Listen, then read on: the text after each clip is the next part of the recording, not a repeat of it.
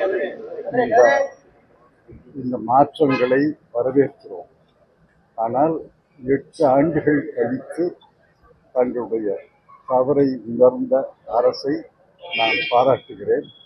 8 ஆண்டுகளுக்கு முன்னால் 1/7/2007 இந்த சட்டத்தை அமுல்படுத்திய போதே இது தவறு, இதை போன்ற பல்வேறு வரி விகிதங்களை வைக்காதீர்கள் என்று அறிவுறுத்தினார். அப்ப தலைமை பொருளாதார ஆலோசகர் திரு அரவிந்த் சுப்பிரமணியம் அவர்களும் இது தவறு என்று அறிவுறுத்தினார். ஆனால் அன்று பிரதமரோ நிதியமைச்சரோ மற்ற அமைச்சர்களோ நாங்கள் சொன்னதை கேட்கவில்லை. பல முறை நாடாளுமன்றத்திலே பேசியிருக்கிறோம், பல கட்டுரைகளை எழுதியிருக்கிறேன். பல தலைவர்கள், பொருளாதார நிபுணர்கள் இது தவறு, இதை திருத்த வேண்டும் என்று சொன்னார்கள்.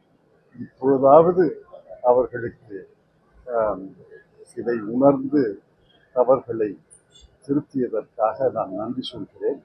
8 ஆண்டுகள் நடுத்தர மக்களை, ஏழை மக்களை கசக்கி பிழிந்தார்.